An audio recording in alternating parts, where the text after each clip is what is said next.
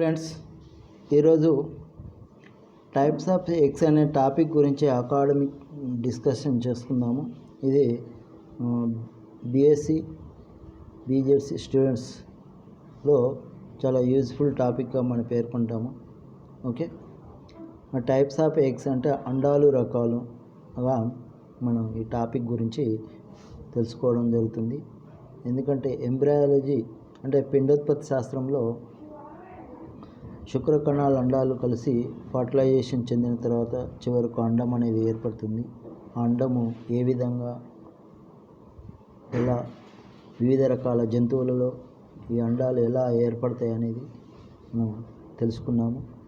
మరి ఈ అండాలు ఎలా ఉంటాయి, మరి దాని యొక్క నిర్మాణంలో వాటి గురించి మనం ఈ టైప్స్ ఆఫ్ ఎగ్స్ అండాల రకాల గురించి తెలుసుకోవడం జరుగుతుంది. Okay, eggs are of various types of according the amount and distribution of yolk and by the pattern of their clavages. అండాల రకాలు లో ముఖ్యమైన పదార్థము పీతక పదార్థం ఉంటుంది. పీతక పదార్థంతో పాటుగా కేంద్రకము ఉంటుంది. అయితే ఇందులో పీతక పదార్థము దాన్ని మనం సున పదార్థం అంటాము. అండము అభివృద్ధి చెందే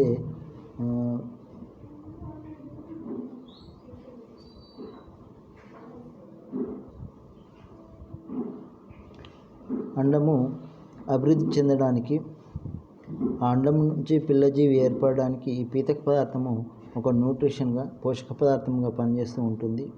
ఓకే, మరి ఈ పోషక పదార్థము ఉండే స్థానంను బట్టి,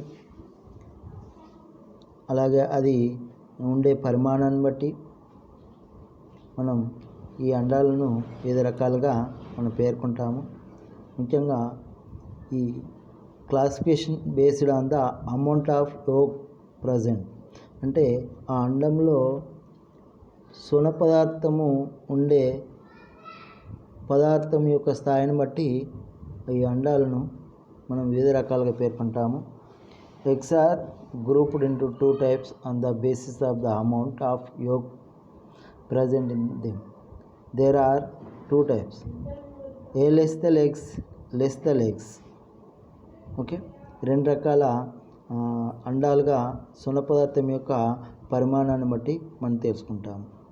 ఏ లెస్థల్ ఎగ్స్, అలాగే లెస్థల్ ఎగ్స్ అని. ఏ లెస్థల్ ఎగ్స్ అంటే పీతక రహిత అండముగా, లెస్థల్ అంటే పీతక పదార్థ అండాలుగా మనం పేర్కొంటాము. ఓకే, మరి alecithal eggs when the egg contain no yolk, అంటే పీతక పదార్థం ఉండదు. ఓకే, అలాంటి ఎగ్స్ని ఏమంటామంటే ఏ లెస్థల్ ఎగ్ అని పేర్కొంటాము. ఓకే, అంటే పీతక పదార్థం మొత్తానికి ఉండదు, అలాంటి అండాలను ఏ లెస్థల్ ఎగ్స్గా పేర్కొంటాము. మరి జంతురాజ్యంలో ఉదాహరణకు తీసుకుంటే యూథేరియన్ మమ్మల్స్ ఉమెన్ ఎగ్, మానవుని యొక్క అండంను ఏ లెస్థల్ ఎగ్ అంటాము. ఎందుకంటే మానవుని అండము స్త్రీజీవి శరీరం యొక్క గర్భాశయంలో ఏర్పడుతుంది కాబట్టి దానికి కావాల్సిన ఆహార పదార్థాలు తల్లి ద్వారానే ఆ పిండానికి ఆ ఎగ్గుకి చేరడం వలన ఎగ్ డెవలప్ అవుతుంది. ఓకే, అందులో పీతక పదార్థం అవసరం ఉండదు. ఓకే, మరి లెస్థల్ ఎగ్స్ పీతక సహిత అండాలుగా వీటిని పేర్కొంటాము. Okay, eggs with distinct considerable amount of yolk are described as a lethal eggs.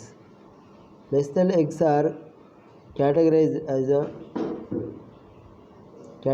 తీసుకుంటే ఇవి 3 typesగా పేర్కొంటాము. అంటే పీతక సహిత అండాలు అంటే పీతక పదార్థం ఉండే పరిమాణాన్ని బట్టి వీటిని 3 typesగా పేర్కొన్నాము. ఓకే, పీతక పదార్థము కొన్ని అండాల్లో తక్కువ మొత్తంలో ఉంటుంది, కొన్ని అండాల్లో మధ్యస్థ మీడియంగా ఉంటుంది, కొన్ని అండాల్లో ఎక్కువ మొత్తంలో ఉంటుంది. ఇలా వీటిని ఈ పీతక పదార్థం యొక్క స్థానాన్ని బట్టి పరిమాణాన్ని బట్టి 3 రకాలుగా పేర్కొంటాం.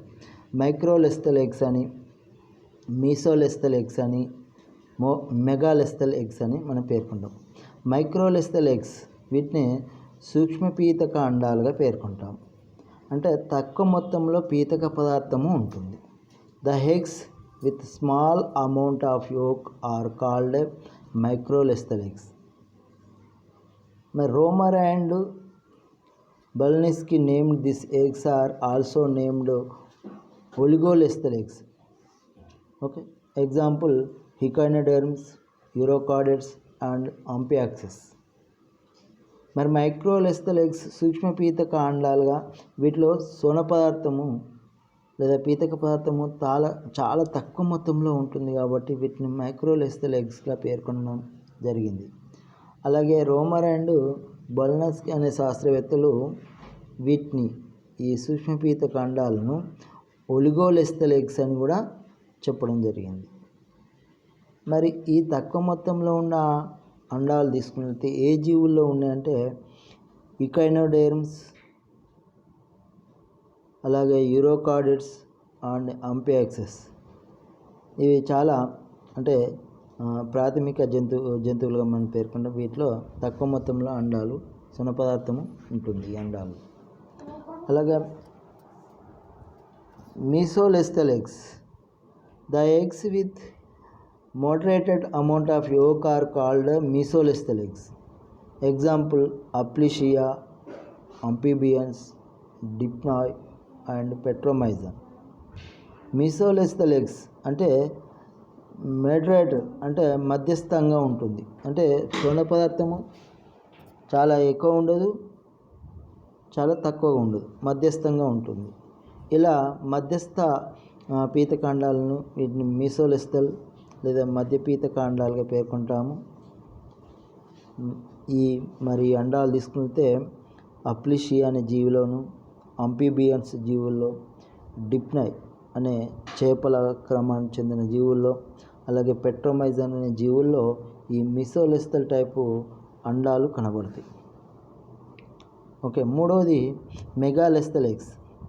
The eggs with large amount of yolk are called megalecithal eggs. There are also called as a macrolethal or polylethal eggs. Example bony fishes, amphibians, gymnopiana, reptiles, birds, prototherians and monotremes. Okay, మరి మెగాలెస్థల్ eggs వీటిలో ఎక్కువ మొత్తంలో large అంటే ఎక్కువ మొత్తంలో పీతక పదార్థం ఉంటుంది. Okay, ఈ పీతక పదార్థం కలిగి ఉన్న ఈ ఎక్కువ మొత్తంలో పీతక పదార్థం ఉన్న ఈ అండాలను స్థూల పీతక అండాలుగా, మెగాలెస్థల్ అండాలుగా పేర్కొంటాం. అలాగే వీటిని మాక్రోలెస్థల్ అండాలు కూడా అని పిలుస్తాము. అలాగే వీటిని పాలిలెస్థల్ అండాలుగా పిలవడం జరుగుతుంది. ముఖ్యంగా బోనీ ఫిషెస్ అంటే ఎమ్మక చేపల్లో, అంఫీబియన్స్లో అండ్ జిమ్నోఫియానా అనే క్రమానికి చెందిన జీవుల్లో, అలాగే రెప్టైల్స్ సరీసృపాల్లో, బర్డ్స్ పక్షుల్లో, ప్రోటోథీరియన్స్ అండ్ మోనోట్రీమ్స్లలో ఈ పూర్తి స్థాయి ఎక్కువ మొత్తంలో అండాలు సొన పదార్థం కలిగి ఉంటాయి. వీటిలో ఈ అండాలు సొన పదార్థం ఎక్కువ ఉండడం వల్ల ఇవి ఆ అండం డెవలప్మెంట్ కావాల్సిన సొన పదార్థం సరిపోతుంది. Okay, next classification based on the distribution of the yolk. అంటే సొన పదార్థము యొక్క విస్తరణ, ఆ అండంలో సొన పదార్థం యొక్క విస్తరణను బట్టి డిస్ట్రిబ్యూషన్ ఆఫ్ యోక్గా పేర్కొంటాము. ఇది ఒక రెండో టైపు అండాలు. Eggs are classified into 3 types. This eggs are 3 types on the basis of the distribution of yolk in the egg. There are 3 types: homolecithal లేదా ఆర్ ఐసోలెస్థల్ ఎగ్స్, అలాగే second one telolecithal eggs, third one centrolecithal eggs. Homolecithal eggs, homo అంటే సమపీతక అండాలుగా పేర్కొంటాము. Okay, అంటే ఇక్కడ in isolecithal eggs the egg is uniformly distribute throughout the egg. All మైక్రోలెస్థల్ eggs exhibit homolecithal eggs. Microlecithal అంటే సూక్ష్మ పీతక అండాలు ఈలో సొన పదార్థము పలచగా మధ్యస్థంగా ఆ అండం యొక్క మధ్య భాగంలో విస్తరించి ఉంటుంది, అంటే యూనిఫామ్గా మొత్తం విస్తరించి ఉంటుంది మధ్యస్థంగా. ఓకే, ఇలాంటి అండాలను హోమోలెస్థల్ ఎగ్ లేదా ఐసోలెస్థల్ ఎగ్స్గా పేర్కొంటాము. హికైనోడెర్మ్స్ అండ్ ఆంపియాక్సెస్ అనే జీవుల్లో ఈ హోమోలెస్థల్ ఎగ్స్ ఉంటుంది, అంటే సమపీత ఖండాలుగా పేర్కొంటాం. అలాగే టీలోలెస్థల్ ఎగ్స్, టీలో అంటే ఒక ప్రాంతంలో, అంటే here the yolk is highly concentrated towards the vegetable pole. The concentration of yolk is smallest at the animal pole. Telolecithal eggs, ఇక్కడ సున్న పదార్థము ఎక్కువ మొత్తంలో వెజిటల్ పోల్ వైపున ఉంటుంది. ఓకే, తక్కువ మొత్తంలో ఎనిమల్ పోల్ వైపు ఉంటుంది. అంటే బృహత్ ఖండ ధ్రువం అనే ఎగ్గును మనం సొన పదార్థం యొక్క దాన్ని బట్టి రెండు రకాలు గుర్తిస్తాం.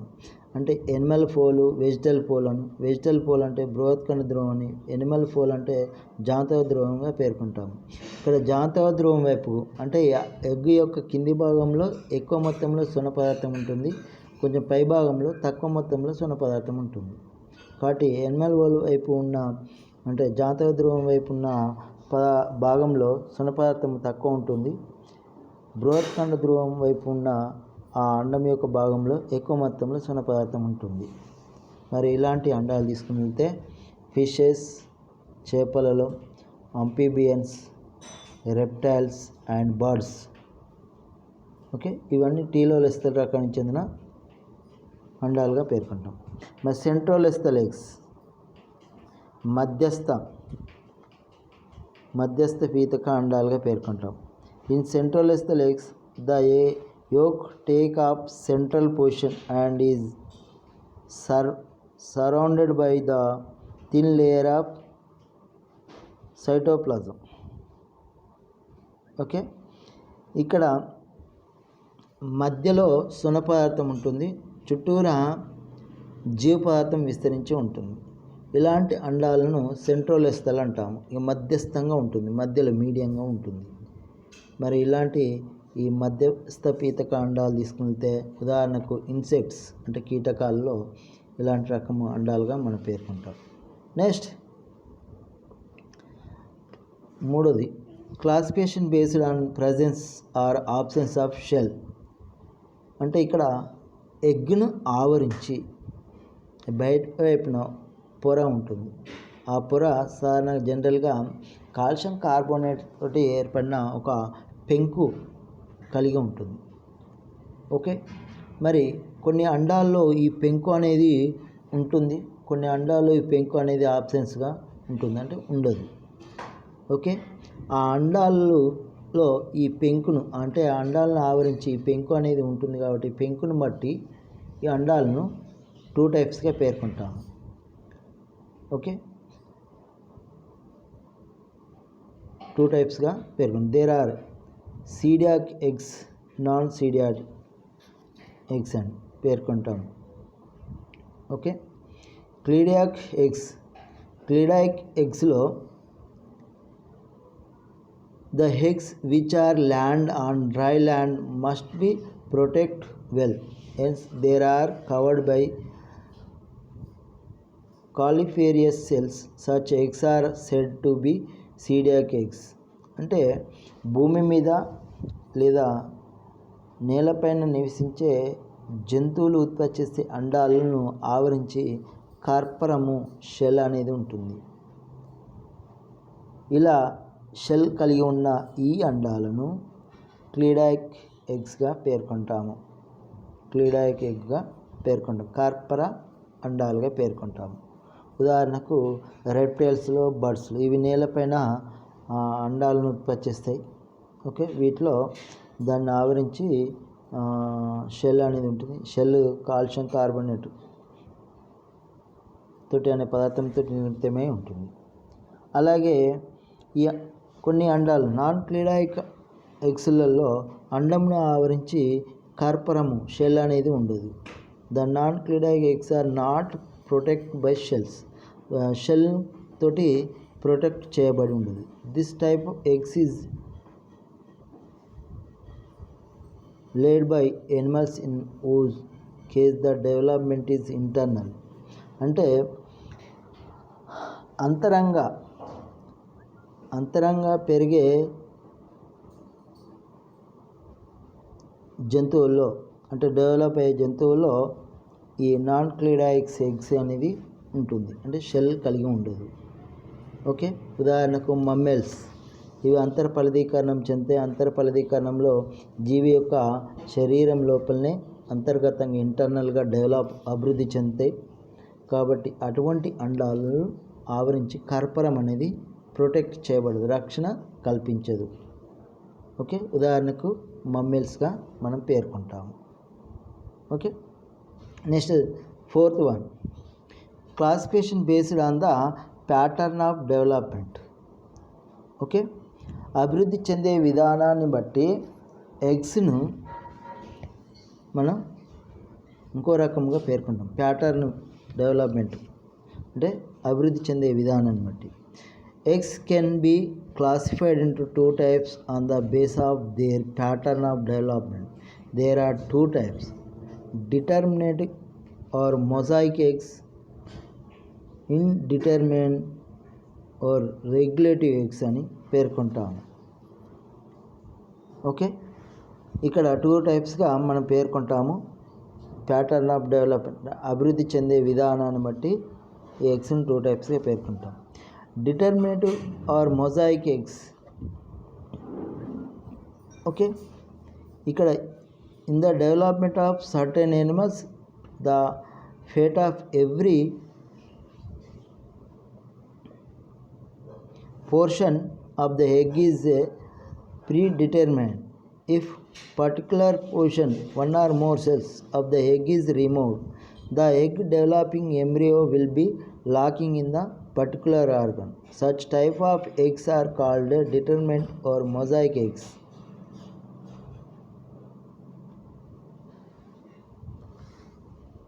ఓకే, ఇక్కడ ఎగ్స్లో అభివృద్ధి చెందే సమయంలో ఆ గుడ్డు నుంచి ఏదేని కణము కానీ ఏదైనా పదార్థం కానీ తొలగిపోయినప్పుడు, రిమూవ్ అయినప్పుడు ఆ భాగాన్ని తిరిగి ఏర్పరచుకొని అభివృద్ధి చెందుతుంది. Such type eggs are called determinate or mosaic eggs అంటాం. Polyclad example nemertines, annelids, molluscs, ascidians. ఈ జీవుల్లో ఈ డిటర్మిన్ ఆర్ మొజాయిక్ ఎగ్స్ అనేవి కనబడతాయి. అంటే ఏదైనా పార్ట్ ఆ అండంలో ఏదైనా భాగము తొలగిపోయినప్పుడు తిరిగి వీటిని ఏర్పరచుకొని అభివృద్ధి చెందుతాయి. ఓకే, ఇలాంటి అండాలను డిటర్మినేటివ్ ఆర్ మొజాయిక్ ఎగ్స్ అంటాం. ఇండిటర్మినేట్ ఆర్ రెగ్యులేటివ్ ఎగ్స్ అని రెండో రకంగా పేర్కొంటాం. In majority of animals there is no free determination. If a particular portion of the egg is removed, it can develop into normal embryo without any defect. This type of egg is called a indeterminate or regulative eggs. ఇక్కడ ఏదైనా భాగము తీసేస్తే, అండంలోనే ఏదైనా భాగం తీసేసినప్పుడు ఆ అండము ఉంచలి, అంటే ఆ భాగము రిమూవ్ అయిన ప్రాంతము ఆ భాగాన్ని ఏర్పరచుకోకుండా అభివృద్ధి చెందుతుంది. మరి ఇలాంటి అండాలని ఇండిటర్మినేటివ్ రెగ్యులేటివ్ ఎగ్స్గా పేర్కొన్నాం. ఉదాహరణకు అంపియాక్సెస్లో, మమ్మల్స్లో ఇలాంటి ఎగ్స్ కనబడతాయి.